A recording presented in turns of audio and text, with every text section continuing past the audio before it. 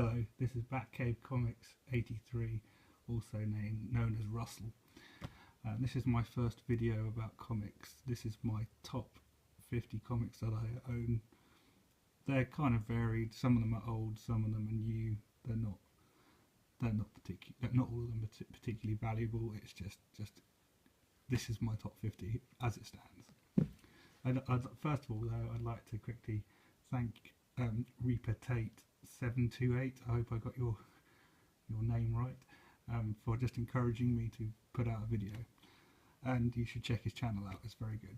Okay, here is my collection thus far. Well, it's not my whole collection, but it's probably a large portion of it. I've only really been collecting for about 3 years properly. I had a few comics before then, but there's a huge gap in my collecting. So the first comics I ever bought were actually a long time ago.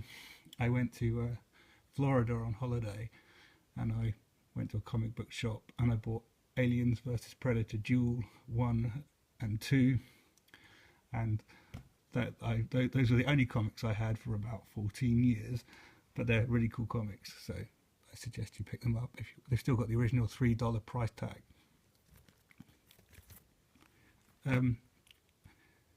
I put this one in here because I collect Uncanny X-Men, although I collect the new and the old, and this is just an example of one of the new ones that I think is really cool, and they're definitely worth collecting.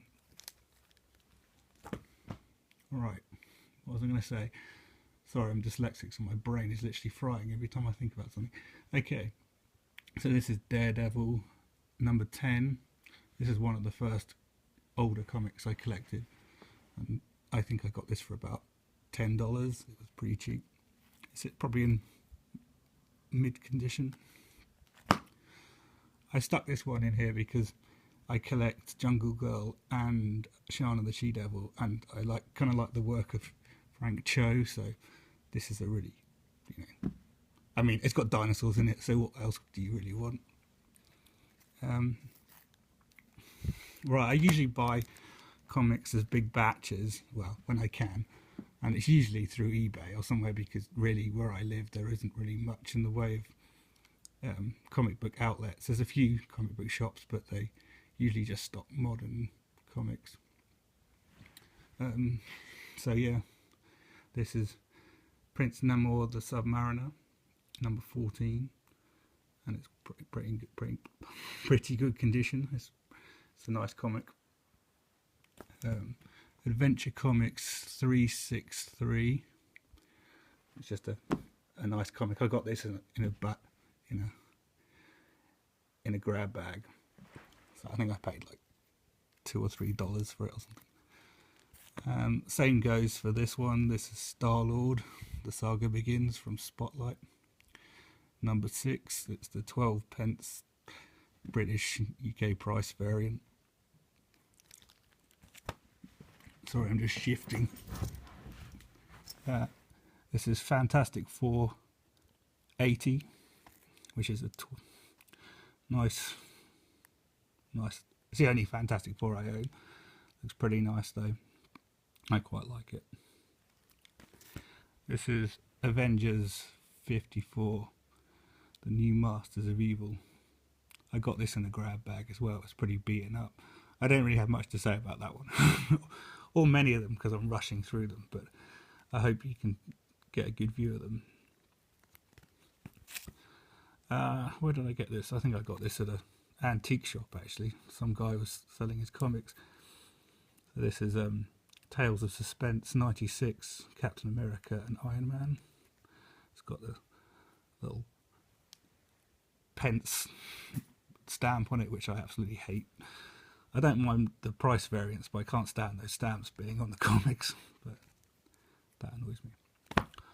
Anyway, basically, so moving forward, this is The Amazing Spider-Man number 63. It's probably like mid or high mid condition. I'm not quite sure where to put that, but it's got a few rip marks near the top. I'm probably falling into shot now. This one got picked up from a antique shop as well. This is Tales of Suspense 65, featuring Iron Man and Captain America and Enter the Red Skull. Again, this one came out of a grab bag. Superman's pal, Jimmy Olsen, number 72. It's actually a really nice looking comic. I think it was like last year I bought this Deadpool comic. It was Deadpool the Circle Chase number 1.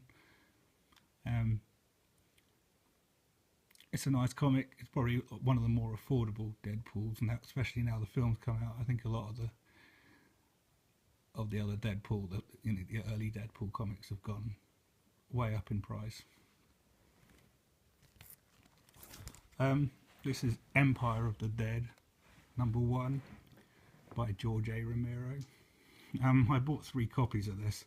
This was me being a bit of a speculator. I probably shouldn't do that, but I did. Basically, they're making an Empire of the Dead, or apparently they're making an Empire of the Dead TV series for AMC, I believe. I could be wrong. So these are only like £15-20, maybe $30 at the moment. Whereas you know what happened with The Walking Dead, prices went through the roof. So it's good to occasionally speculate, but I wouldn't suggest it in the long run.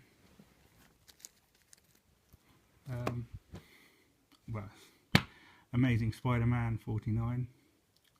It's just a really nice looking comic. I love Spider-Man. I think Spider-Man will probably always be my favourite character. He's just, I think it's just such an awesome character. There's not much I can really say. This is Star Wars number 13. It's got an angry Chewie on it. It's a really nice looking comic. It's from like the late 70s, which is when Star Wars is from, obviously. So it's in nice condition. There's not really much I can say about that either. I am kind of rushing through it because I don't know how long the battery's going to last on this iPhone. This is Daredevil 53. I always liked Daredevil. In fact, I'm probably one of the few people in this world who like the Ben Affleck Daredevil movie from the early 2000s. I really like the stylization in that film. That was like an enjoyable film. It did have some really rubbish parts about it, but it wasn't all bad. But maybe it's just me. I really like this. In fact, this isn't my oldest Amazing Spider-Man comic, but for me, it's my favourite just because it looks like it's just come off the press, but it's 50 years old, so it's in very good condition. This is Amazing Spider-Man 59. This is Superman's ex-pal Jimmy Olsen, number 133. That's a very nice comic. I can't remember where I got that from now, but it's got a 5p stamp on it, which is again the one drawback. I shoved this comic in the pile because I got this in a grab bag, and it's Life with Millie number 14, and it's interesting when you see these older comics, just because it shows you how the world has changed and the view of different people. This is obviously a comic that's aimed at young girls or young women, and it's very interesting to see how the world has changed in the last 70 years, or whenever this comic was printed. I think it was about 70 years ago. It's got the name Paula on the top, which obviously was the child who owned it. So, Doctor Strange 169. This is, with the movie coming out, I just wanted to pick it up before the prices went through the roof, because they will go through the roof, because everything seems to go through the roof. And that's gone over.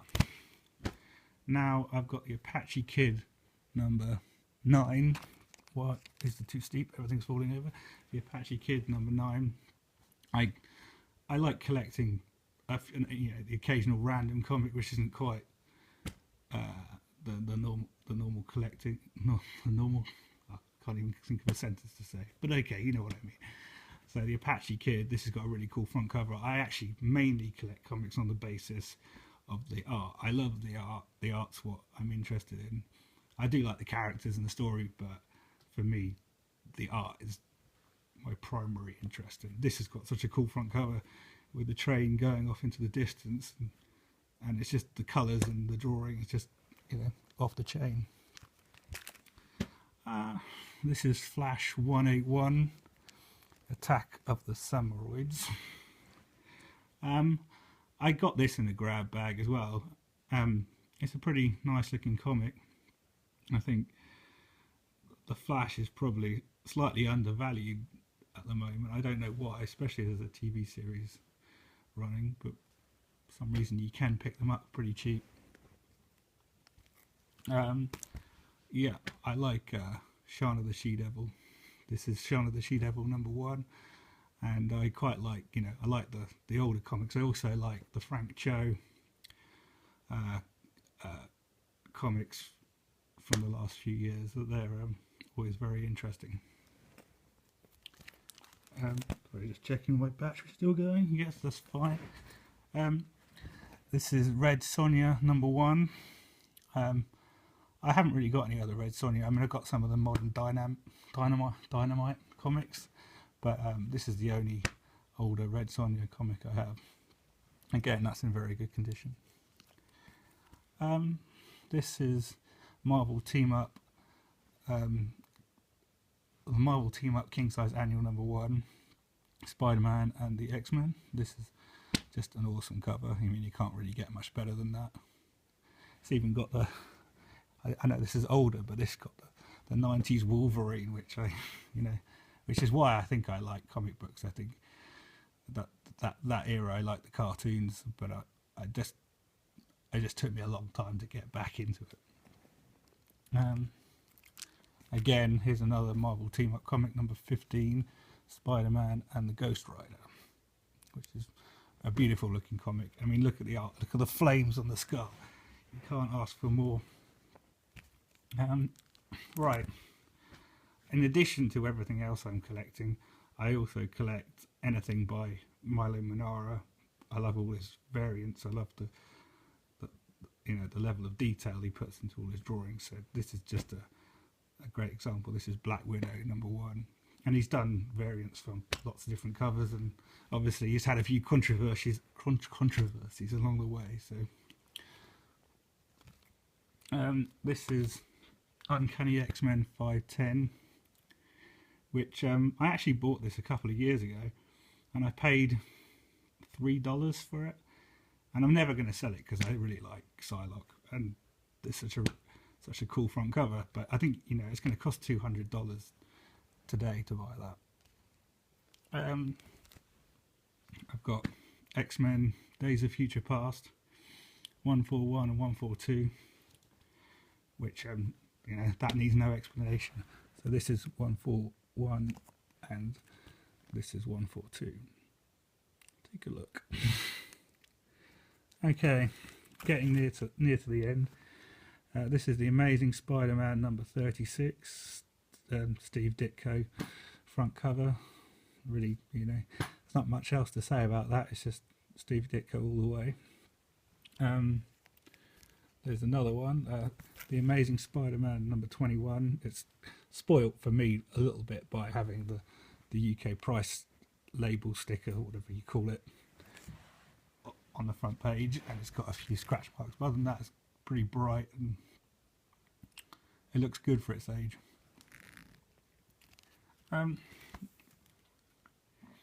Sorry. This is The Brave and the Bold, issue 200. The first appearance of Katana. It's a cool front cover. You can't really go wrong with that. I mean, look at Batman. I mean, how cool is that? This is The Mighty Thor 117. It's a cool front cover. It's a classic issue. There's not really much I can say about that. partly because my actual storyline knowledge is a little bit holy. Yeah, it's like Swiss cheese, but I love the cover design, and yeah, it's really nice. This is Strange Tales 135. Nick Fury, Agent of Shield. Yeah, I'm a massive fan of Nick Fury. Nick Fury is probably one of my favourite characters, even though he's not even a superhero. But he's a legend though. And I also like to collect some more kind of off the charts comics. So this is Space Adventures 44, I think. I can't remember. I can't see it, but I've still got the label on from when I bought it. And this is a nice Golden Age comic. Strange Tales 100. This is one of the first comics I bought when I started collecting properly about 3 years ago, and I think I paid about £6, which is about $9 or $10, when I got this on Amazon. I think it took me a while. It's really hard to search for comics on Amazon because just the way things are listed. But yeah, I managed to find this, and I think it was a really good find. This is Miss Marvel #1, signed by Frank Cho. I love Frank Cho. Unfortunately, it wasn't me who got him to sign this. This is one I bought. But, I mean, I'd love to meet Frank Cho. He's just awesome. And, he's so prolific.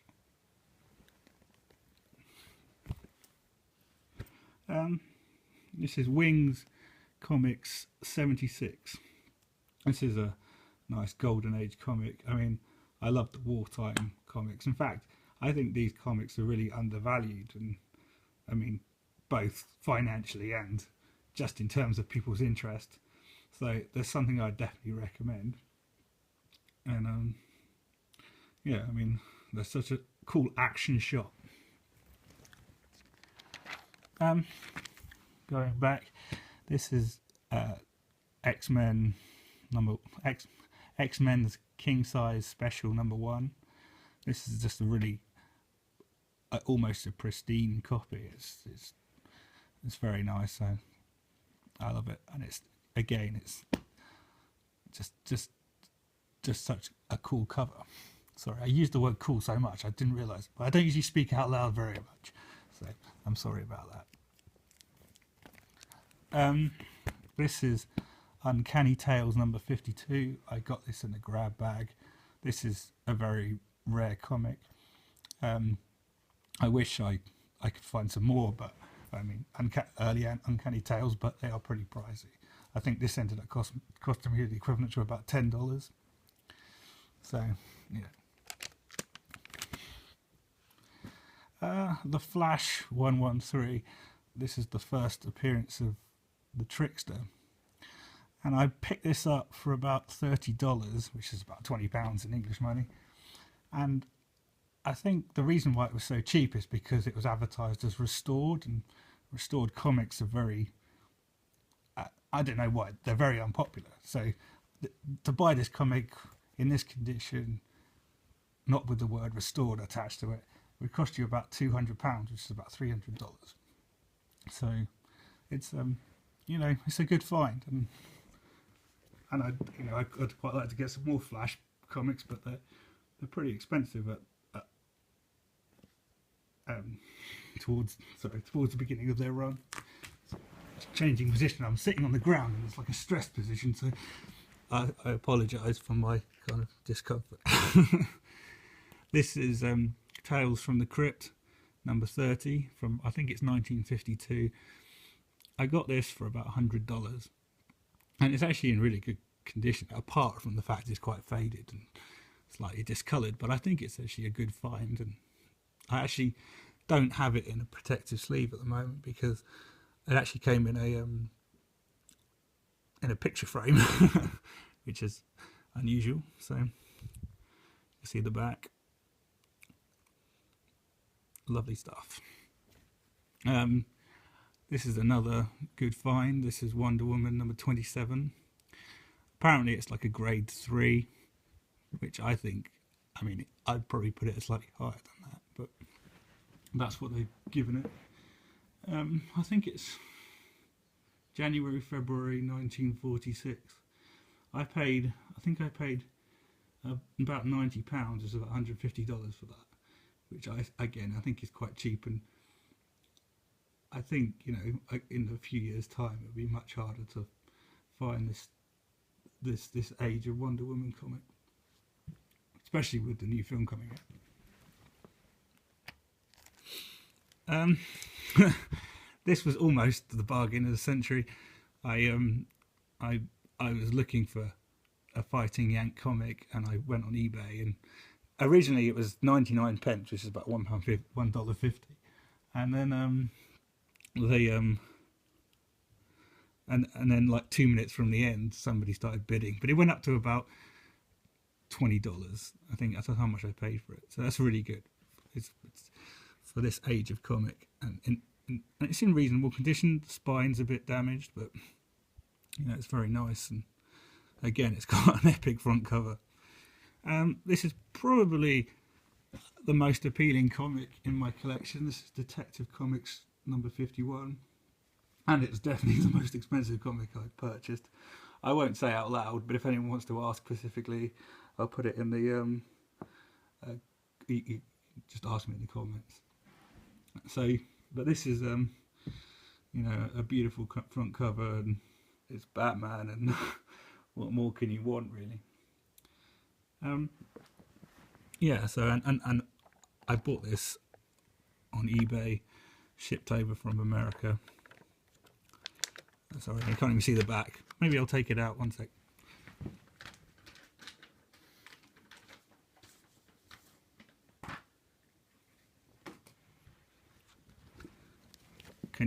Hopefully it focuses properly, so you can see some pages from within the comic, and here's the back cover. I'd love to buy some more, but price is very much a problem. Okay, my number one comic, and it definitely doesn't have the same financial value or the same resonance in the world, but my number one comic, just in terms of how cool is that cover, and I know I've said cool a million times, but that's probably my favourite piece of art I've ever seen on a comic book, with Tiger Girl and a freaking tiger, and just the colours and the way it pops out is just, you know, you couldn't really ask for more. And yeah, that's basically where my collection is. So this is what you've just seen is, largely speaking, the last 3 years. I have been collecting other comics, but they're usually like modern Uncanny X-Men and a few modern Daredevil comics, but I really haven't had the time or the money to expand my collection anymore. Hopefully there will be another video, but this was my top 50, and I hope you enjoyed it. Sorry if I was a bit disjointed. I'm kind of not that great with speaking out loud. Anyway, I hope you enjoyed it. Thanks for listening.